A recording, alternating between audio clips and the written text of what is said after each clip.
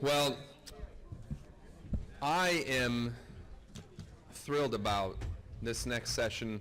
What I'm so excited about is as you know, the theme of this conference is moving into the future, and we have so much to talk about that. And what we've done this morning, which I think is perfect, is that you all are now experts. You all are all in the top 1% of knowledge of what is happening in our community at the state level and also nationally, and the trends and what is happening currently. Where are we at right now? And for much of the rest of today and much of tomorrow, now we're going to be talking about, now that we all are experts and we have that foundation of where we are, where do we want to go? Where can we go?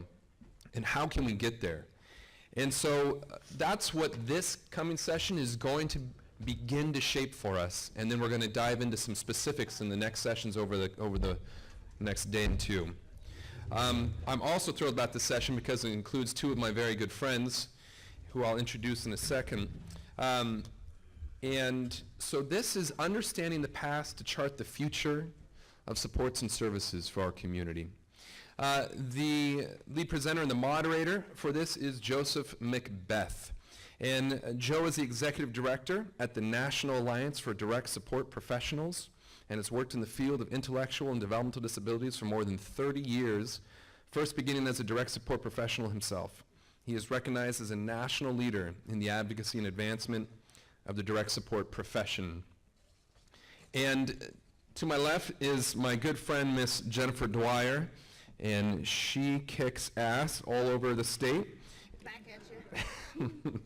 And for the last 15 years, Jennifer has served as both the peer advocate and the supervisor of peer advocacy, her most current role, for Tri-Counties Regional Center. In that capacity, she manages a small but mighty team of fellow paid employees, individuals that receive services that strives to bridge the gap between those very real physical, emotional, and psychological differences among those with intellectual and developmental disabilities and the desires of our individuals and families to live as normally as possible. We believe that everyone has a voice, whether or not they can speak for themselves easily. She believes that everyone, regardless of ability, has something to contribute, and in doing so has to exercise responsibility and being conscious of it. And to my right is my friend, Denise Martinez, and I met both Denise and Jennifer 10 years ago when we were doing Partners in Policy Making. Are there any other graduates or participants from the Partners? I know there's at least one, and yes, a couple more. An advocacy training program that the ARC of California launched as a grant from the State Council on Developmental Disabilities many years ago, and these two emerged as not only the most fun, but also a couple of the most outspoken amongst those trainings. And so ever since, before and ever since that time, they continue to do amazing work. Denise studied sociology at Cal Poly San Luis Obispo and has used that background in her advocacy work. She became a member of People First in 2000, and from there, she began work at the Independent Living Resource Center for, by, and with people with disabilities. Additionally, for the last 11 years, she's been a caregiver. Through all of this, she has learned to be a strong advocate for herself and others. Will you please join me in welcoming Joe, Jennifer, and Denise?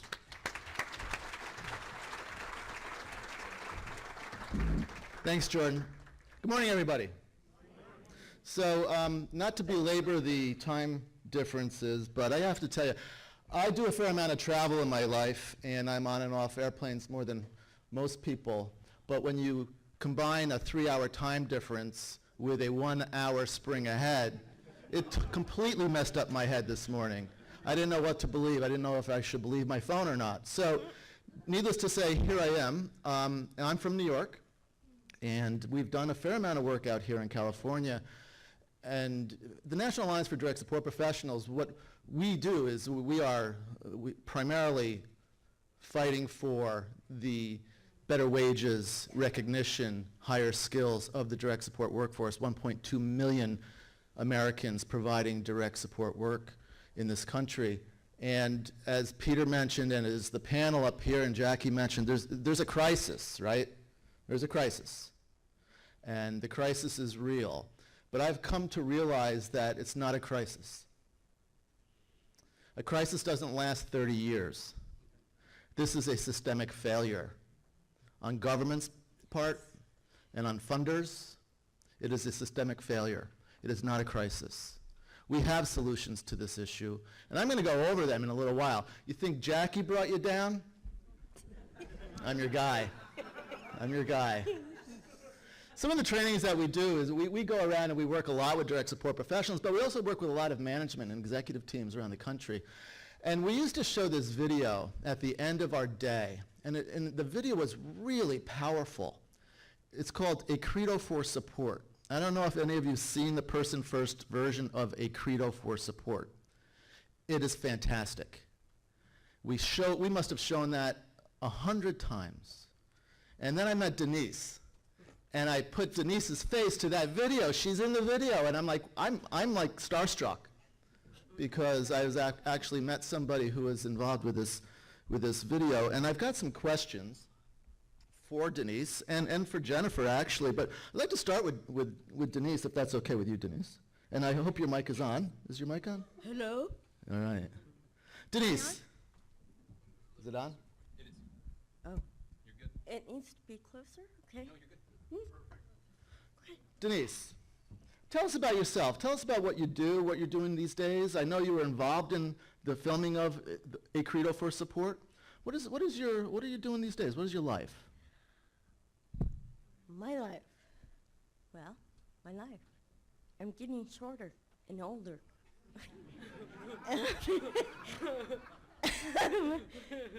Okay, I made myself up. All right, I'm good to go. All right. Well, my passion, my biggest passion, my number one passion is my faith, and without that, I couldn't be who I am. I'm a very strong Catholic, and I've had a lot of hardships in my life, but I'm very blessed and very privileged, and I have a very mild disability, cerebral palsy. So I was very lucky. I was very fortunate to, from the help of my parents, to get services from UCP actually, and I was it meant more to my parents than me, but I was a poster child for UCP in 1972. And so I have a picture of me with those pointy glasses that, oh my God.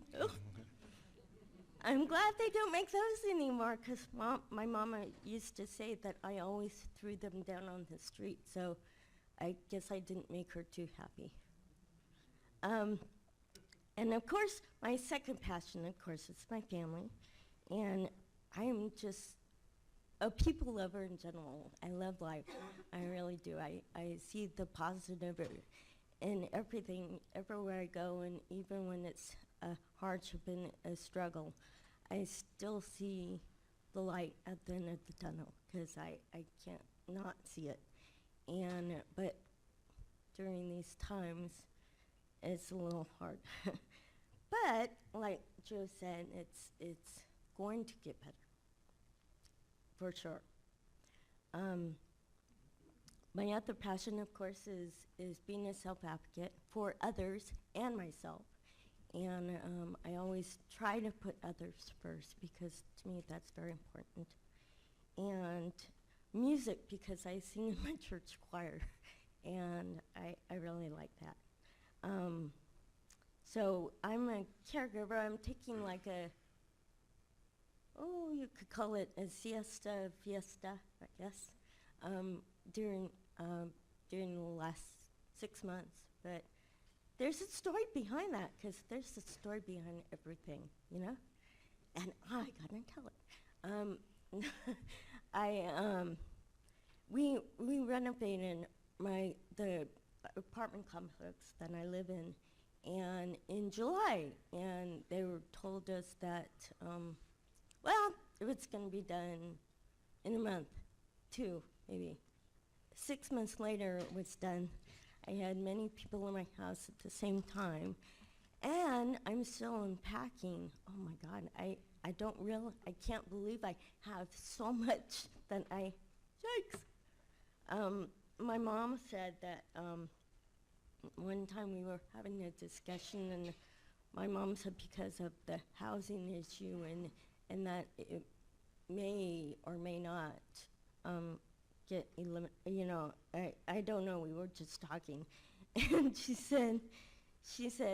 told me, she goes, well, maybe you would have to come back home and live upstairs in your tiny little room. And I said, Mom, I have lots of stuff. She goes, oh, never mind. So, okay, you guys need to laugh at me, please. Okay, I feel better. Thank you. Okay, now I can go. Well, Denise, I'm gonna pause right there, and I'm gonna ask Jennifer about the work that you do as a peer advocate at the Tri-County Regional Center. Jennifer, what are some of the work that you guys are doing? The peer advocate for it's twofold. Can everybody hear me? Yes. Can everybody hear me now? Much better. I'm used to holding the microphone. Thanks to Jordan, who during Partners in Policy Making, the rule was we couldn't talk unless we had the microphone in our hand. So he's probably somewhere in this room really going to regret that I have the microphone in my hand in about 5 minutes, because old habits die hard. But to get back to Joe's question, the experiences that I've had at Tri-Counties as a peer advocate, for me, have really been twofold. Excuse me. The first portion of my job, when I started way back in 2003, was primarily serving as the local peer advocate, aka consumer advocate. But since we are making an effort to get rid of the dreaded C words, the regional center that I work for has changed the title to peer advocate. And what I did firstly was to serve the local population of individuals and families served, sort of serving as, how would I describe my role? I guess the way I describe it to other people is sort of serving as a conduit of information between the regional center, the families that we serve, and the individuals that we serve. So, unlike the service coordination staff, we're not meant to be the first point of contact when there is a question about services provided, quality of services, goals that want to be met by the individuals and families that we serve. But as the peer advocate, your job is to be sort of fill that gap. If there is a family in particular that's new to navigating our system, or an individual that is interested in learning the skills and resources to speak up for themselves, but may not quite feel comfortable or secure enough in their skills right now at the moment to do it for themselves, it was my job, and is now still my job, as well as my team's job, to sort of service, to fill that gap and provide that additional support and voice for our individuals and for the families that we serve, to help them, hopefully, if we're doing our job right, get them to the point where they can become their own best advocate with the tools and resources to speak up for themselves, up to and including, if necessary, utilizing my staff to help them speak for themselves. Thank you, Jennifer. And one of the things, as you were speaking, I work a lot with DSPs, and DSPs will tell us often that we're advocates for the people that we support. And I very politely correct them as you are not an advocate for anybody. You should help people advocate for themselves, advocate with people rather than advocating for people. You know, and that's that one word is a big difference, isn't it? Advocating with versus advocating for, because everybody can advocate for themselves. Thank you. Denise, back to you. Okay. What's your future look like, Denise? What are your plans for the future? What are you thinking about where you're living and what you're working on, and what's the future look like for Denise?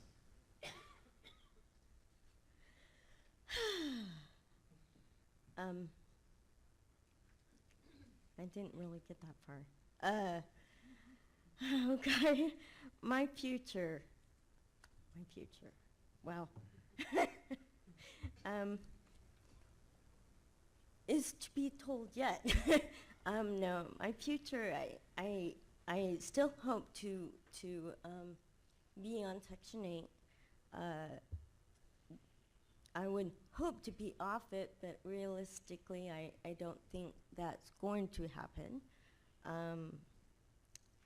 And sometimes I get really bummed about that, but I love living on my own without roomies, except for my cat. I let him come live with me. Even though they say cats rule, but you know, I came before him. So let me ask you this then. So everybody has life goals, right? Has a goal. And your goal may have been living in your own place, right?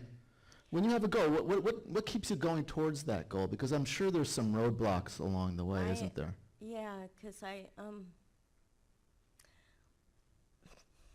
well, I've had goals, and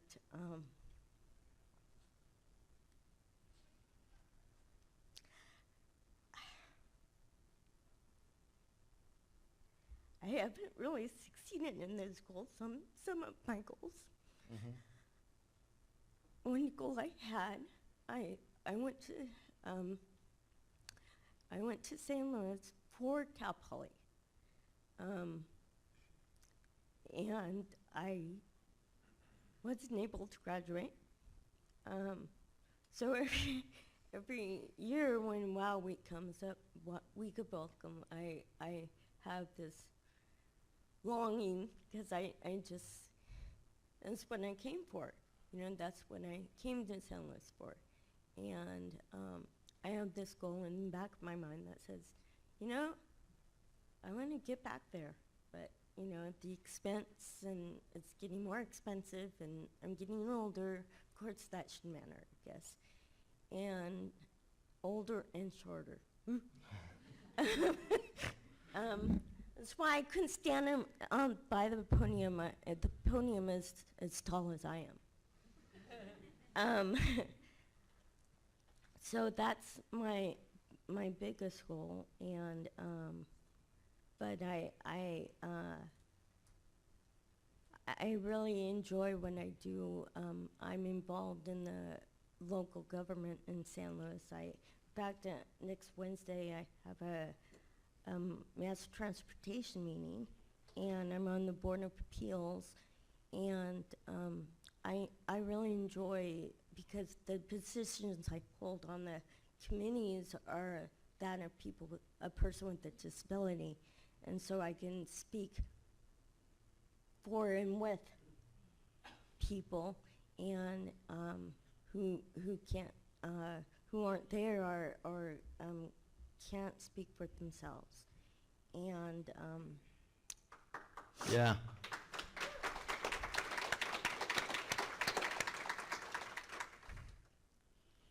wow, that made me feel good. Thank you.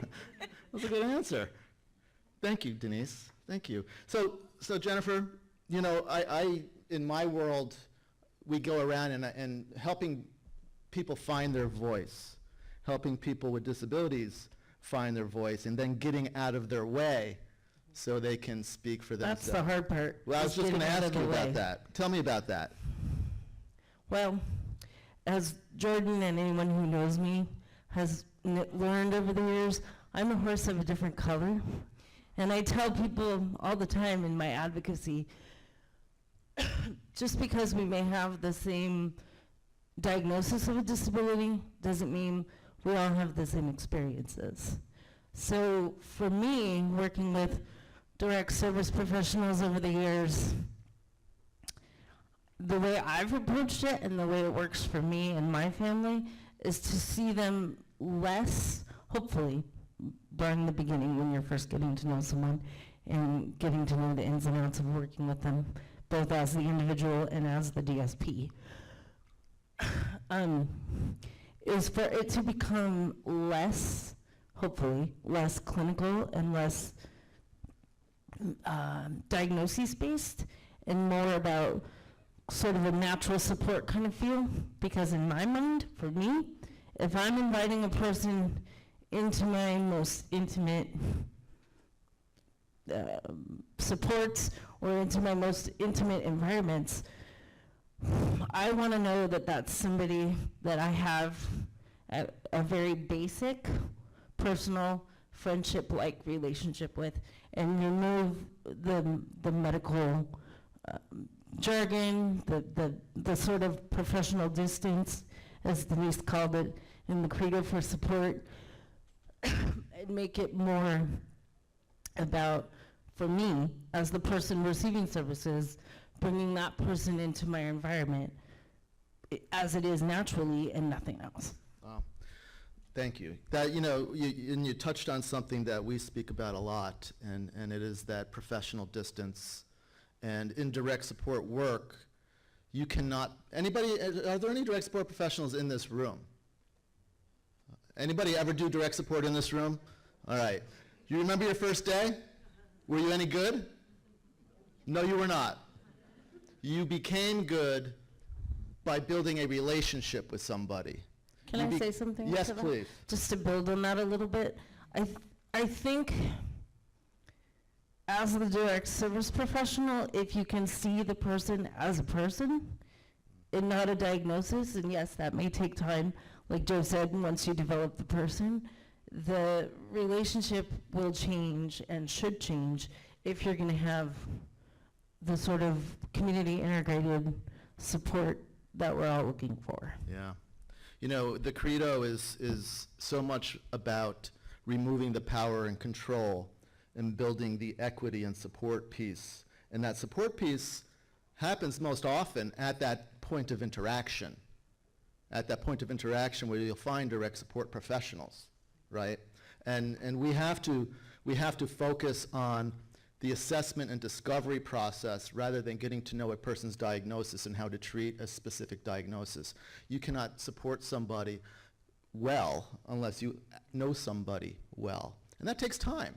And when you have 50, 60, 70% turnover and people are constantly coming and going, well, it's hard to provide quality supports.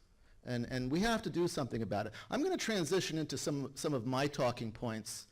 You brought me here from a long way. I've got a lot to say. And what I'm about to say is far different than my typical lectures. So this is fun for me. And when I was speaking with Jordan and Peg, it was kind of the vision for the future. And we really can't get to the future, in my opinion. We can't get there well without really understanding our past. And in my state, what is it, Sonoma? Is that your institution up here? Yeah. Ours was Willowbrook. And it has a very dubious past. And Willowbrook was the largest public institution in the country in the 1950s, 60s, and early 70s. And our senator at the time was Robert M. Kennedy. And the Kennedy family has a very rich legacy of supporting disability issues, right? And Robert Kennedy, when he was running for president, actually had a tour of Willowbrook. And his quote came out, and he said, "We have a situation that borders on a snake pit. Children living in filth. Our fellow citizens are suffering tremendously because of a lack of attention, lack of imagination, lack of adequate manpower." And I highlighted imagination because to get to the future, we need to be imaginative. We need to think differently. And then after I highlighted that, and I was looking through my slides this morning, 1968, Senator Robert M. Kennedy talked about a lack of manpower. That's not 30 years ago, that's 50 years ago we had a workforce crisis. And yet we failed to address it. We think we're going to be able to address this without spending any money. Well, I have news for you. We're not going to fix it without investing into the workforce. And I've had the great honor of talking to many people who lived in Willowbrook, and people who worked in Willowbrook, and family members, parents whose children lived in Willowbrook. And in the early 1970s, those parents did not imagine a life in the community. They wanted a cleaner, safer Willowbrook.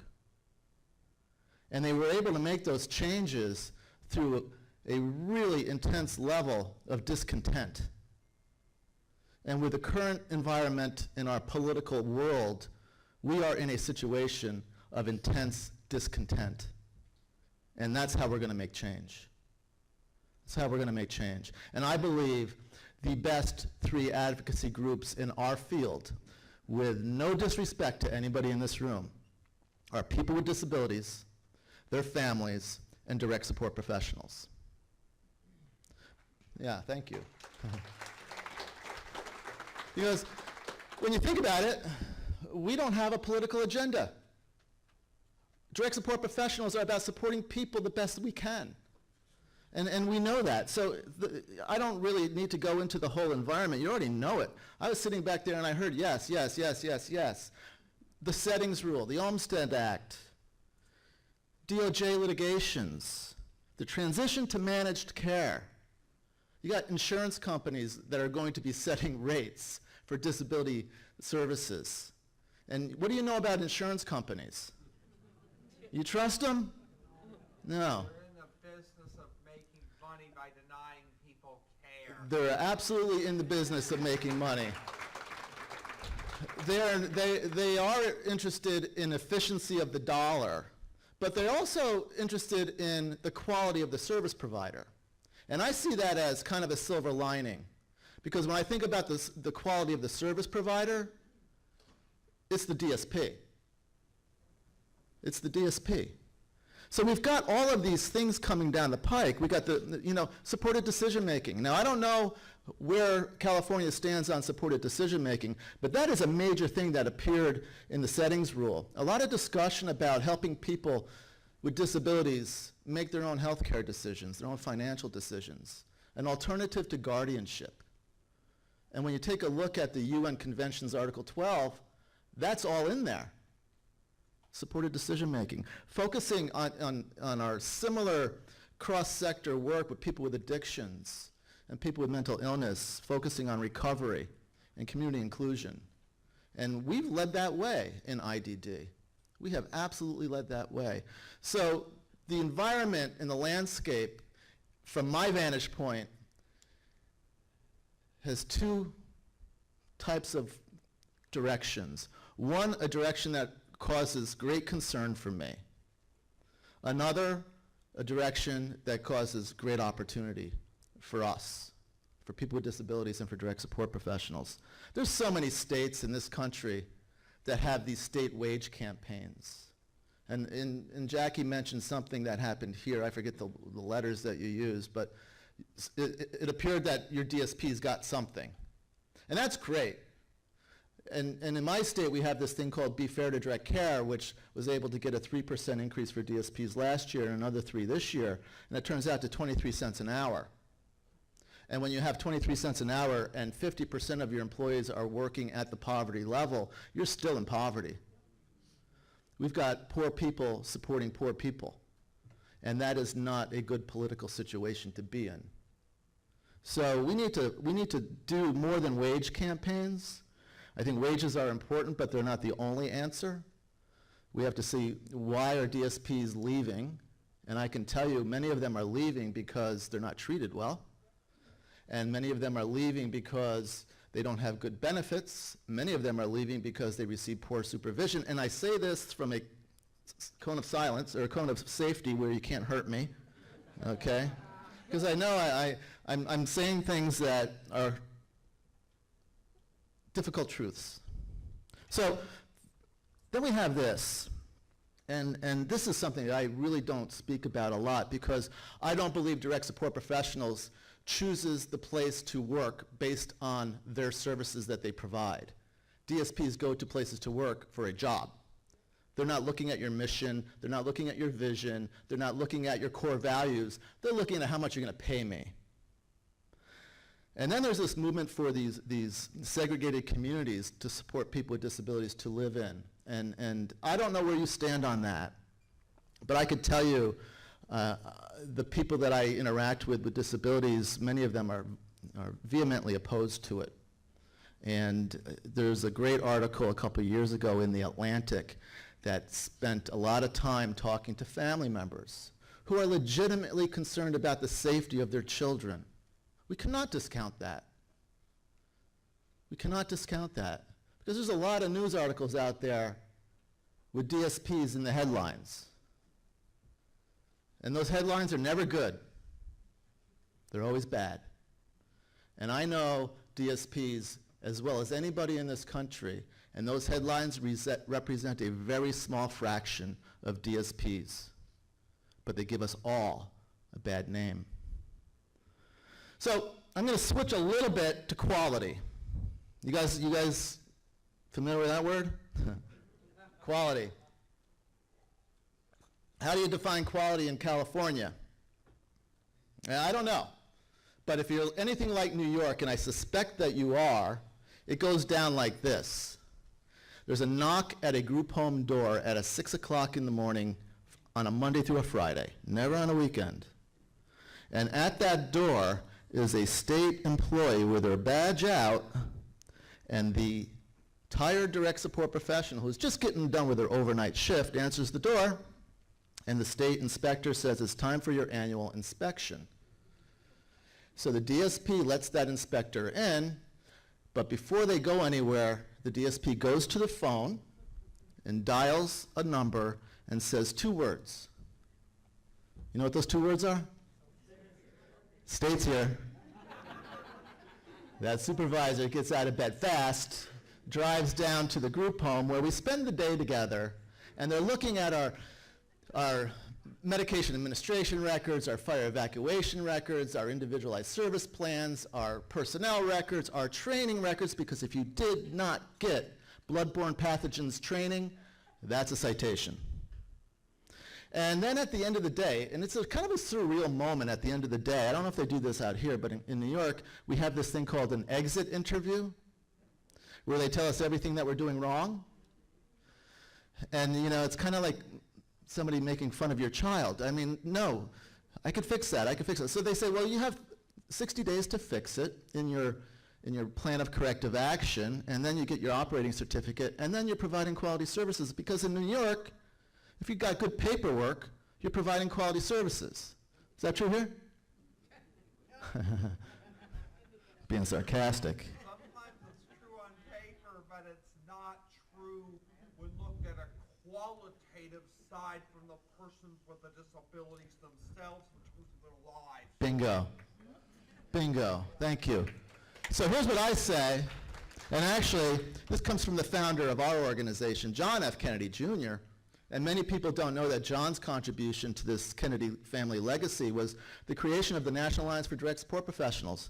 In 1995, he was the chair of the President's Committee for People with Intellectual Disabilities, and that 95 report focused on workforce crisis. In 2017, we were asked to write the President's Committee for Intellectual Disabilities report on the workforce crisis. I'm proud to say that we were a co-author of that. And we identified many of the same topics that were identified by John's committee.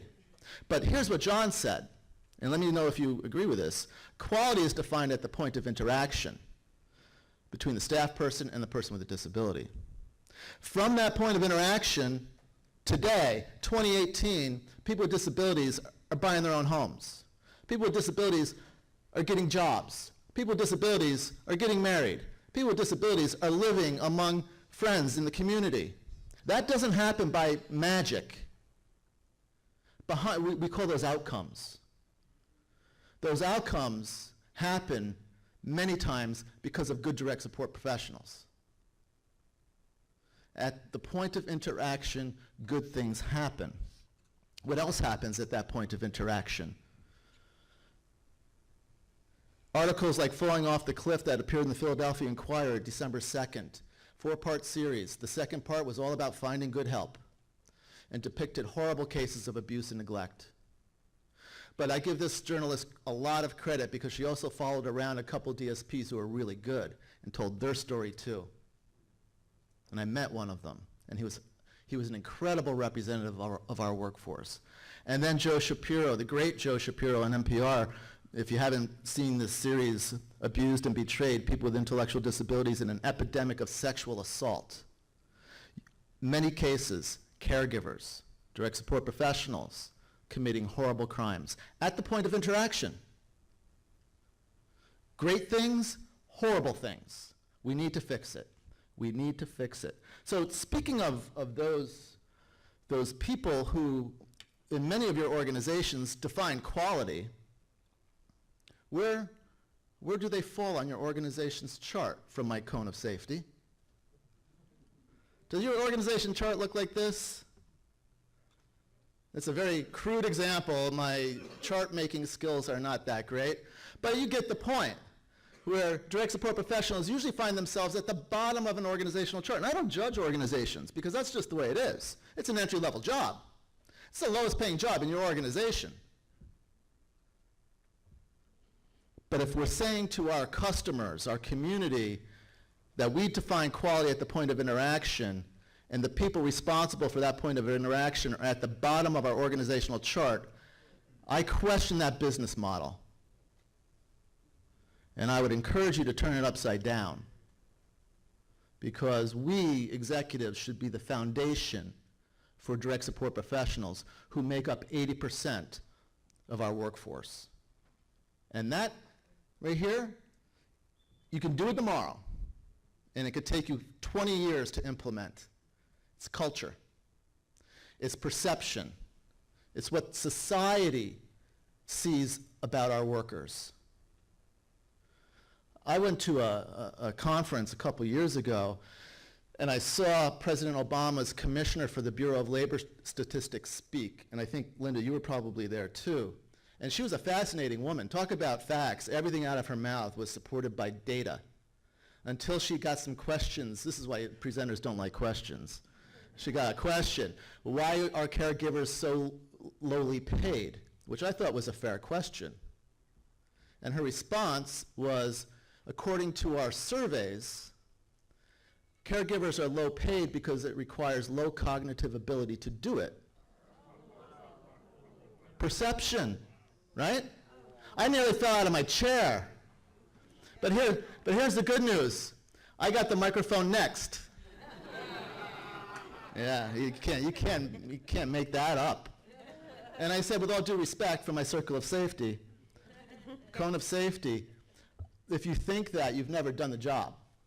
That's right. Never. You've never done the job.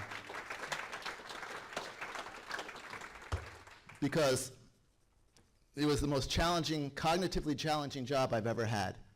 I run a national organization. That job was harder than this job. There's no question about it. So how are we going to get to quality? All of us in this room, especially direct support professionals, and by the way, from my cone of safety, how come there's not any direct support professionals here? We can't afford it, right. They're too valuable back home. You don't have people to replace them back home. And that's a true and serious issue, because direct support professionals need to get out there to Sacramento and advocate for themselves. Not self-advocates, people with disabilities don't want us advocating for them. Why should direct support professionals have other professionals advocating for them? Because they're too valuable back home. They need 3 things: knowledge, skills, values. The training that they receive must be focused on sound research, evidence-based practices. And then they need to demonstrate that knowledge on the job in the forms of skills. Universal skills. They exist. We wrote them. And then values, the ethics behind the work. We have a code of ethics. Use it. Because it is the most ethically challenged job that I can think of. It's easy to exert power and control over somebody with a disability because we know better. Professionals know better. You can't do that. The first of our 9 tenets is about being person-centered. And it goes, as a direct support professional, my first allegiance is to the person that I support. All functions that I perform flow from that allegiance. Unless mom comes by, unless the regulations are changed, unless my supervisor tells me to clean somebody's bedroom. You see how challenging that is, this job is, ethically? We need all 3 things. You can't just have 2. You have to have all 3. So I'm going to kind of shift gears a little bit. I know I've kind of provoked you enough right now. I'm going to take the pressure off of myself and talk about our history and talk about how any business needs to evolve to stay in business, including our business. This chart is from the great Val Bradley from the Human Services Research Institute. Look at this, from 1994. And it talks about the eras of human services. And changing human services is a slow process. Think of where we were 40, 50 years ago and where we are today, and how we need to be more visionary for the future. And in order to evolve and provide better services, we have to change. Has anybody here, did anybody here drive here for the first time? Anybody here drive here for the first time? Okay, me and you. Now, I can't speak for you, but I didn't stop at 7-Eleven and buy a map. Right? Why didn't we buy a map? We have apps, right? I don't know about you, GPS, thank you. I don't know about you, but I'm not buying stock in Rand McNally anytime soon. How about any of you guys, anybody in this room holding on to a pager? Anybody? Not a pager in the room. Why is that? They all have cell phones. They didn't evolve. Pagers went out of business, right? Let me ask you this. Anybody in this room rely on that alarm clock up in their hotel room? Of course not. Why is that? You got cell phones. It's a continuous quality improvement. Our field needs to change too. There are organizations in this country that will be out of business in 5 years because they're doing things the old way, like the pager, like the maps, like the alarm clocks. I don't believe you can do business you can't do today's job with yesterday's methods and be in business tomorrow. Horatio Nelson Jackson, the first guy to drive a car across the country. And he's so right. And direct support professionals cannot rely on caregiving and protection in the future. It's about partnership. It's about equity and support. It's about walking through somebody's life journey side by side and supporting them sometimes in making decisions that we disagree with. So the opposite of continuous quality improvement, of course, is disruptive innovations. Disruptive innovations. That's the opposite of this is a game changer. You know, when I went away to college, I loaded my mom's station wagon up with milk crates filled with record albums. So does some of you. Today, when I took my kid to college, she had her record collection on her phone in her back pocket, an iPod, a disruptive innovation. Things are game changers. Edison's light bulb was not the result of the continuous quality improvement of a candle. It was a disruptive innovation. I believe the settings rule is a disruptive innovator in our field. I do believe that because it's focusing on individual initiative, autonomy, and independence in helping people make their own life choices. It's a game changer. Now, did any of you read the Federal Register in January of 2014? I'll bet you most of you did. Did these words come up as you were reading them? Very common words in our field. Transformation plans. I think California is getting close with their transformation plan, aren't you? You are. If you're not there already, you're like third.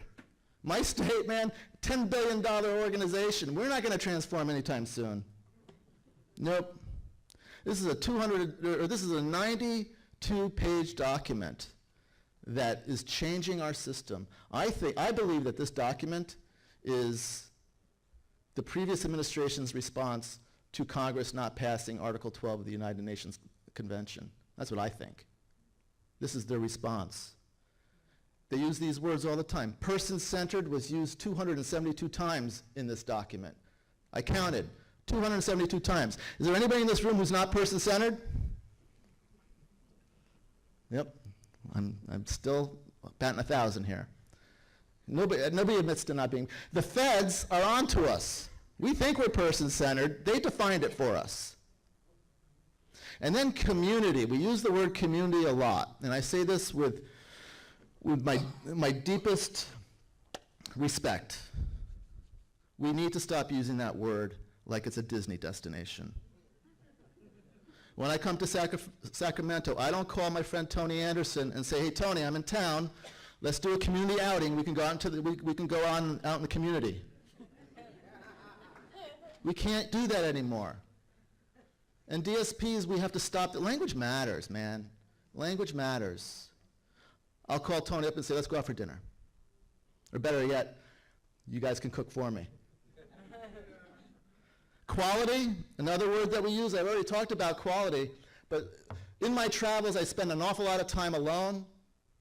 And the word community, or the word quality, I've been thinking about, and I am here to tell you that I have drawn a connection between the word quality and the word pornography. Stay with me here.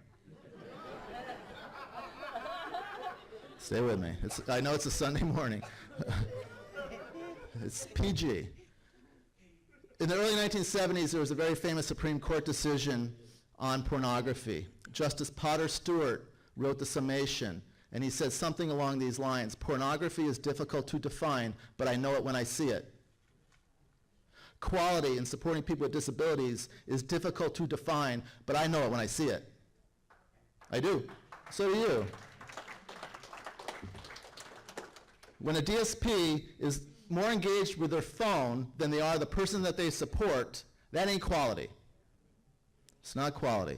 Then the last thing is choice. And this is, I've never really talked about choice, but choice is all about the settings rule. It's all over the settings rule. And it should have been something that we've been focusing on a long, long time ago. Because, as Jennifer said, professionals make decisions for people because we know better.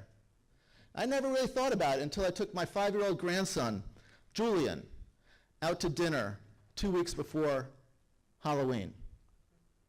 And Julian is, I love him. He's my firstborn grandchild, and if I knew how much I would love my grandchildren, I would have bypassed those 3 knucklehead kids of mine and went right to grandparenthood. But I didn't have that option, so I'm stuck with my 3 kids, who I love. But Julian is something special. We're out to dinner, and Julian's a chatterbox, and I said, Julian, what are you going to be for Halloween? And he looked up at me and he said, Dad, I am so mad, or Pop, I am so mad at my mom and dad. And I said, why is that? He said, because they want me to be Olaf. And I don't want to be Olaf. I want to be a ninja. And now, I didn't know who Olaf was, so I had to Google Olaf under the table. And for those of you who don't know who Olaf was or is, he's a snowman that was in this Disney movie named Frozen. And he's cute. He's cute.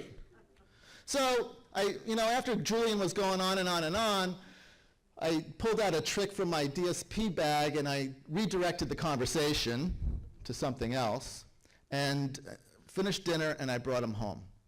And I'm thinking, here is a 5-year-old child clearly articulating his frustration when somebody in authority makes a decision that he can make. And I reflected on my career. How many times as a professional did I do that to adults? Completely capable of making their own decisions, but because I knew better, I had that professional distance. I can make those decisions. So I get on the phone, I call my son up, and I say, what the hell are you doing? He goes, what do you mean? I go, he doesn't want to be Olaf, he wants to be a ninja. He said, Dad, he's playing you. He's playing you. He knows he can get to you. He's fine. It's a cute costume. Come to the parade next week. You'll see for yourself. So I said, I'm telling you, It's about choice. Teach him now how powerful it is, how empowering it is to make your own decisions. You won't regret it. So a week goes by, I go to the school, I'm hoping that my son sees the light.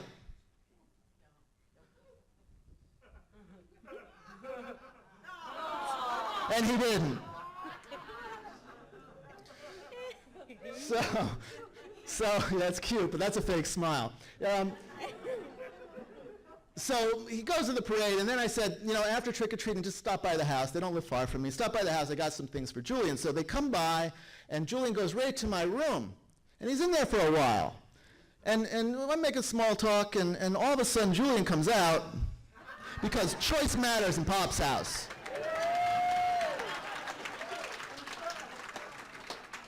Choice matters in Pop's house. It's powerful. And Simon Sinek says there's two kinds of decisions, a right decision and a lesson learned. And here's the future, in my opinion, is this. Our system is ostensibly built on human growth and human potential.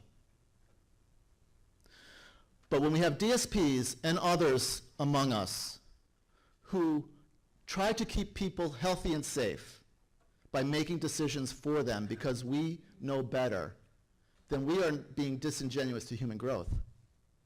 People learn by making bad decisions. That's how humans learn. And because historically direct support professionals and other professionals in IDD know better, we limit human potential. Now, I'm not saying we should be supporting people to commit crimes or do things that harm themselves. We must always be attentive and energetic in promoting emotional and physical health, okay? But what I'm saying is we should not be so controlling of people. And I don't know if DSPs are prepared to do that. I don't know if organizations are prepared to do that. This is a disruptive innovation. This is the future. We need to support people in making their own decisions. Independent but not alone is from Inclusion International. Every other year, Inclusion International meets in a World Congress. And in 2014, they met in Nigeria, or Kenya, excuse me, Kenya. And the report was independent but not alone. And when I was hearing Denise talk about her life, where she wants to be independent and is independent, but none of us are independent alone. We're interdependent, right? When people are supported to make decisions for themselves, they're seen as more capable by others. When people are not allowed to make their own decisions, or when someone else makes decisions for them, they're seen as less capable and having less value in the community. That is profound in its simplicity. It really is. And this was written by people with disabilities. Support us, don't control us. So what are we going to do? We have to change.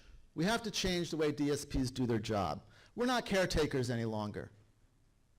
We're not providing custodial care or companionship or coverage or focusing on only health and safety.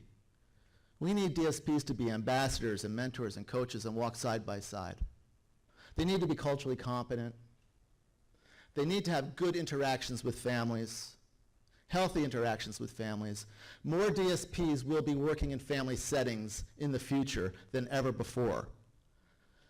Completely different skill set will be required for them to work in family settings. When I was a DSP, my supervisor was down the hall. If I needed something, all I had to do is yell or walk down there. Now, we've got DSPs working in family settings or individualized settings, which is great, but it's tricky. It is tricky. We ask so much of DSPs today, all of these things, and I'm so glad that you guys are focusing on wages. This is an interdisciplinary job.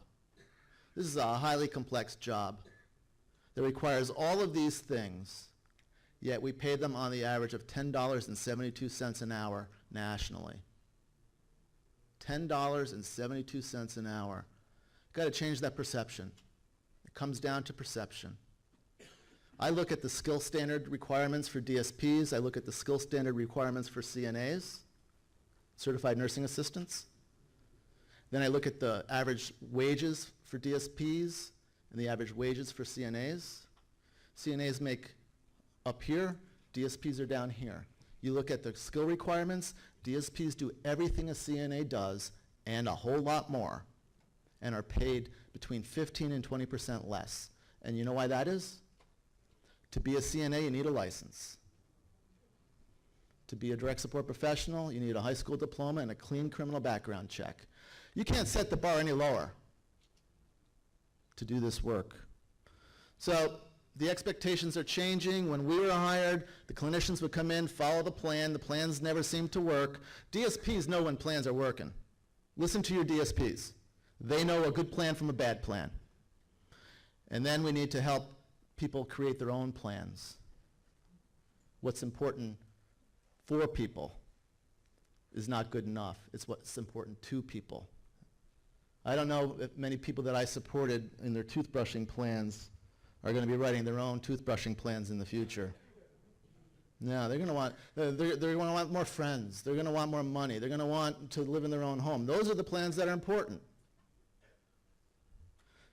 So I'm going to finish with this. I recommend these two reading sources. The 2016 Staff Disability Survey Report that's been just released by the National Core Indicators. It has a whole lot of data that supports everything that I talked about.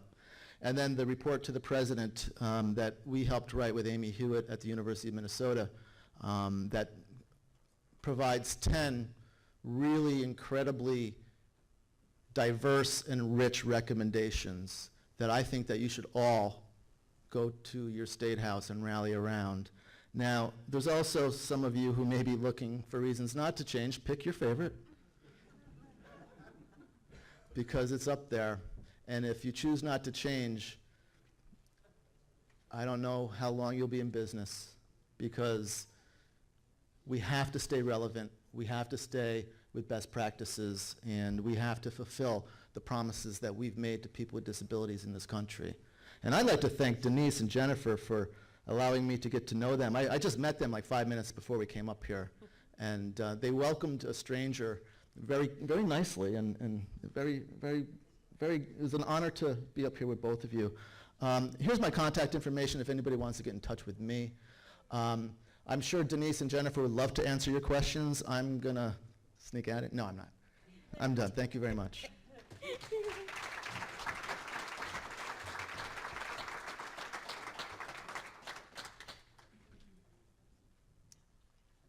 Any questions? None? Oh, okay. Is that better? Okay. If anyone has questions, just go hold up your card and we'll come around and collect them. In the meantime, great panel.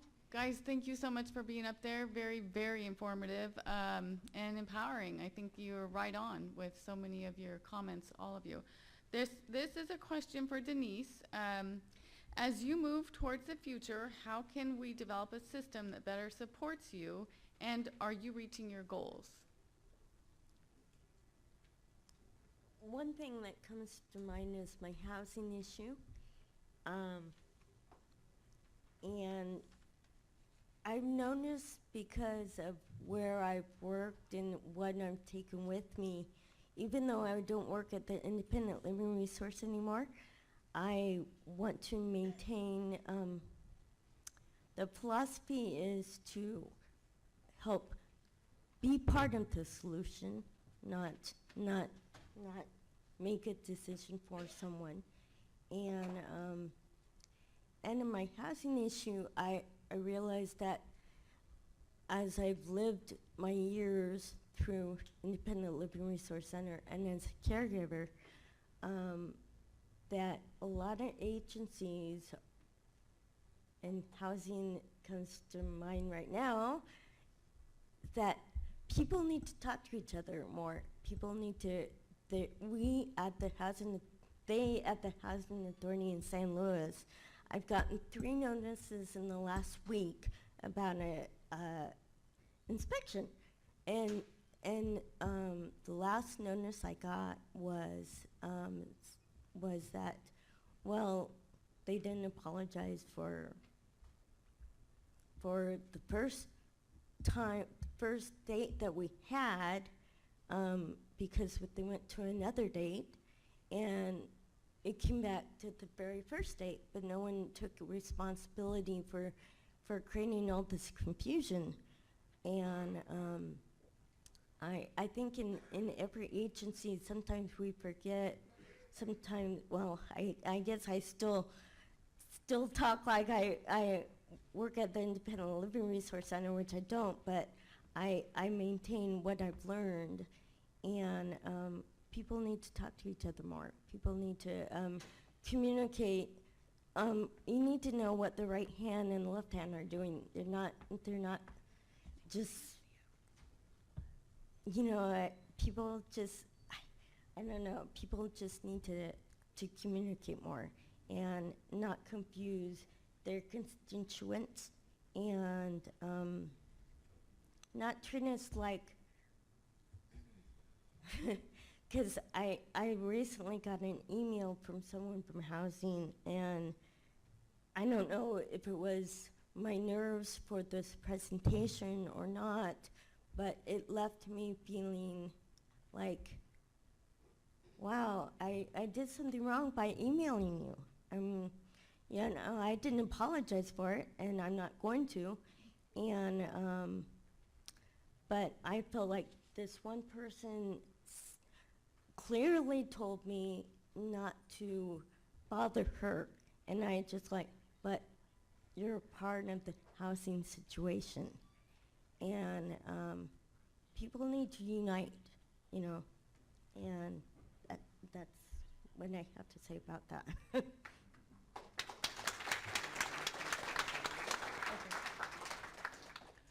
The next question is for Joe, and thank you, Denise.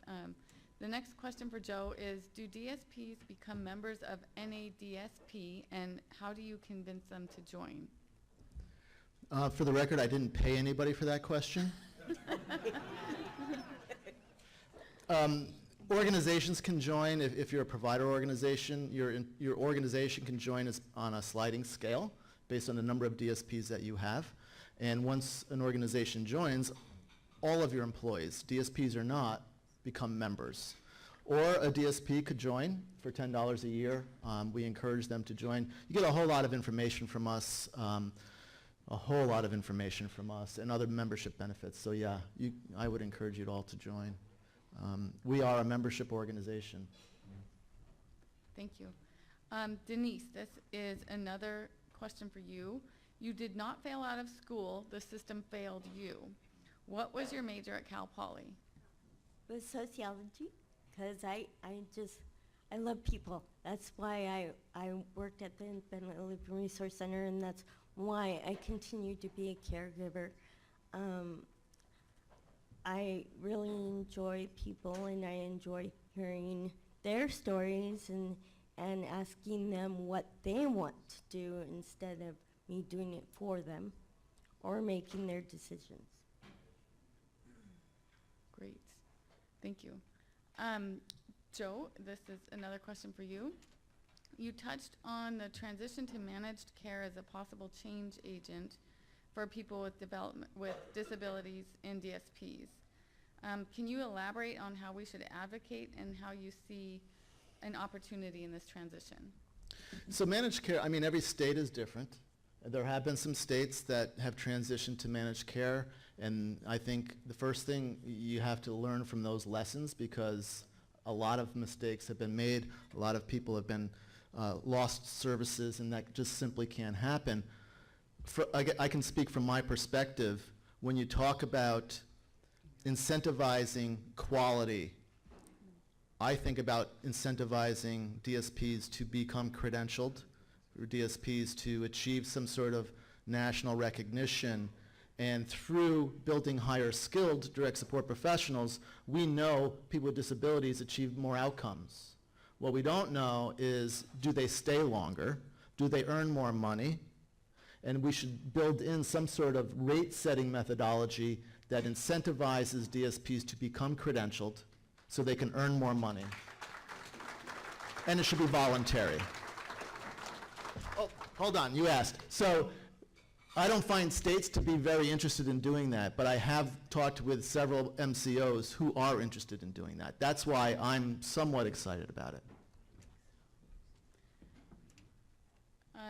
The next question, did you say your name was Jennifer? Jennifer. Jennifer. What were your biggest obstacles to overcome with the regional centers? How long you got? I don't know. That's a great question. Anybody? Very in depth. I can sort of answer that from my perspective. I think for me, you have to remember, like I said earlier, my journey into peer advocacy was sort of twofold. And it was the same with the regional center. Because I would venture to guess that until the majority of us reached adulthood, we had one relationship with our local regional center vis-a-vis our parents and this strange person who showed up at their home once a year and told us what we were doing right and then went away for another 2 or 3 years and then came back and told us what we were doing right then and how to fix it. But for me, when I was venturing into the vastness that was, quote, adulthood, when I moved from my familial home in Los Angeles to San Luis Obispo to get my degree at Cal Poly, go Stangs. I think the biggest learning and the biggest thing for me was learning that the relationship with my regional center and my understanding had changed. Because I had to, even though I knew the system, or I thought I knew the system that I lived in and that I was part of, I really didn't know until I was responsible with my service coordination staff and my other members of circles of supports that were going to help me achieve my goal of a college education.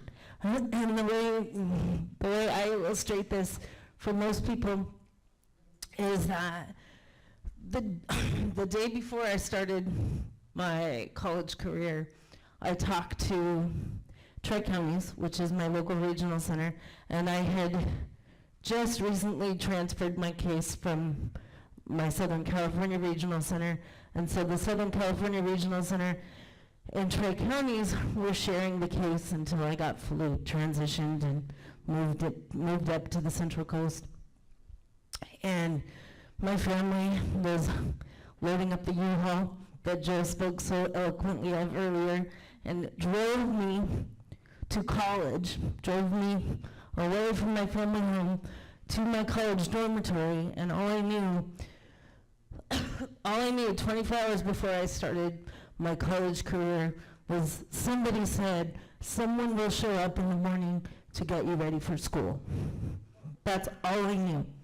I didn't know who it was going to be. I didn't know if I was going to like the person. I didn't know if they were going to be a mass murderer. No clue. Luckily for me, thankfully, it ended up being a person that I worked with for 9.5 years, solid, as my primary caregiver. And she was instrumental in helping me, along with many other people, to meet my education goals. But it was sort of that trial by fire. You know, sort of, and I would suspect that our individuals and the DSPs that work with us probably feel like this a lot. That we're just kind of thrown into the fire pit, sometimes not knowing who's going to show up at our door or who's going to be available that particular day, especially with turnover rates that we're all familiar with. But we, as the individuals that are receiving supports, have learned, fortunately or unfortunately, how to navigate that. And I think the point is, not to speak for Joe, because nobody could, but I think part of the reason we're having this conversation is because we shouldn't have to. we as the individuals that are receiving services shouldn't have to adapt to anything. For us, we should be working with you to give us the best life possible. And there's obviously a lot of things that need to change and a lot of impediments along the way, but I think sort of throwing the individuals and the families that you serve into the fire pit and then saying, okay, swim and figure it out is sort of an antiquated way to do it. Thank you. Very nice. I have one last question here for Joe. Joe, would you please talk briefly about your training programs? Like Jennifer, how much time do we have? I mean, we have a lot of different, we accredit training curricula, like the College of Direct Support, Relias Learning. We review all of that, and we want to make sure that that training curricula is, uses our competency areas in our code of ethics. It needs to be embedded throughout that training curricula. We actually have a couple of trainings that we also provide. We are really proud of a frontline supervisor train the trainer curriculum. We do train the trainers. We don't typically train DSPs. There's just not enough of us. So we have a train the trainer curriculum that builds the leadership skills of frontline managers, because a lot of good direct support professionals are promoted, in order to keep them, are promoted into supervisory jobs, and often don't have an adequate training program once they get there. They have to figure it out themselves. Some do. Some fail miserably. And we know that part of the issue of turnover rests with frontline supervision skills. So we created a 50-hour training curriculum based on the National Frontline Supervisor competence areas and using a whole lot of other things to build leadership skills. And that's great. We also built, because of the settings rule, we created a informed decision-making train the trainer curriculum. And that helps organizations help DSPs understand, bless you, understand how to help people make their own decisions. And that's a complicated area, because as I mentioned, a lot of DSPs will just, you know, protect people, because if you're supporting somebody to make a decision that is risky and something bad happens, then something bad happens to the person, God forbid, but the DSP will get fired. And we created this pretty intensive informed decision-making training curriculum that identifies the human decision-making process. And in that decision-making process in our field, it also includes the competency areas, because we don't help people make decisions without documenting it, which is a skill. We don't help people making decisions without talking about it in the team, which is called organization participation, which is a skill. We don't do it without working in communication areas, which is another skill. So in IDM, informed decision making, you have a lot of the code of ethics in it. You have a lot of our competency areas in it, rather than DSPs just shutting something down because they disagree with it. And it also gets into, you know, keeping your own ethics or your own values out of decision making.